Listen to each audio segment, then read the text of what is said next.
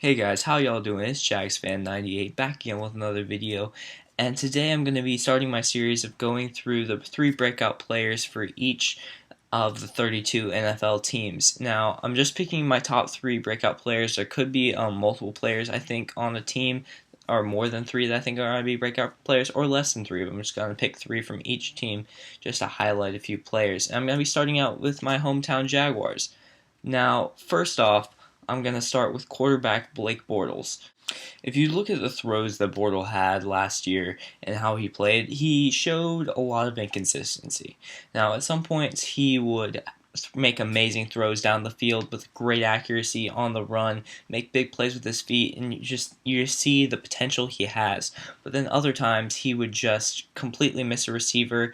He would get completely beat whenever, like a cornerback would be able to sucker him into throwing a pass and then get intercepted for usually a touchdown in those situations. And he, like I said, he just showed a lot of inconsistency. What I believe Bortles' biggest problem was is that he tended to not have the best mechanics in the world, and he didn't really throw the best passes. They tended to kind of wobble and just kind of flutter in the air. And again, that causes for a lot of interceptions in the NFL, and players will close on that. But recently, he's been working on getting more velocity on his throws. His mechanics have improved a lot, and he really just throws a better ball, and you can just tell it comes in a lot faster. And now, if you look at this film I'm going to be showing you, you'll see what I mean by that he kind of throws a wobbly pass, and it really just kind of floats. If you look here, Bortles is out of the pocket. He throws the pass to Todman. It's really wobbly, and it takes a while to get there. Defenders can close on that ball. Also here, Bortles doesn't step into the throw, and that results in a very inaccurate pass.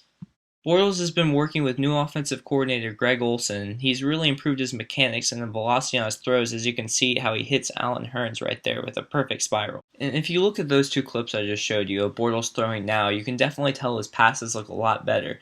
And if he keeps working on his passes, and considering how he's gotten to zip them in more, he's always had the arm strength. It's just that he needed to more apply that and have the mechanics so he can get his passes in there quicker to the receivers, therefore they won't get intercepted anymore. And I think if he keeps working on that and keeps working on his reads, then I think he's really going to be primed for a great year, and he's going to surprise a lot of people. He has a lot of talent. He's got a great arm. He's got accuracy. He can move, and I think those are great tools for a quarterback.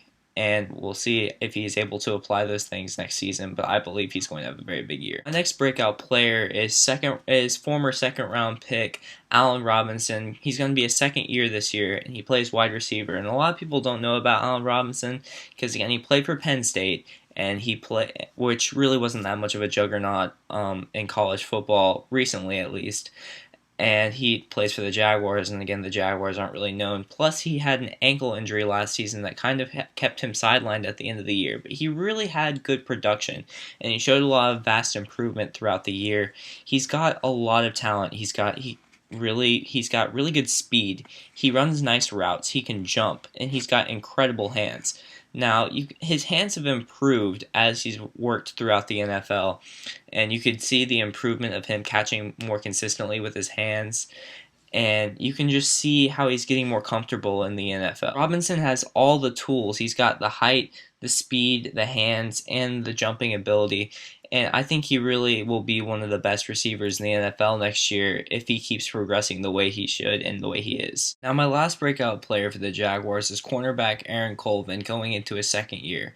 Now, there isn't a lot of film on Aaron Colvin, so I can really only show you one play from last season, because he really kind of came in towards the end of the season because he tore his ACL in the Senior Bowl leading up into the NFL draft, where the Jaguars took him in the 5th round. Now, a lot of people saw him as first, second round talent, but he fell into the 5th round because of that ACL tear.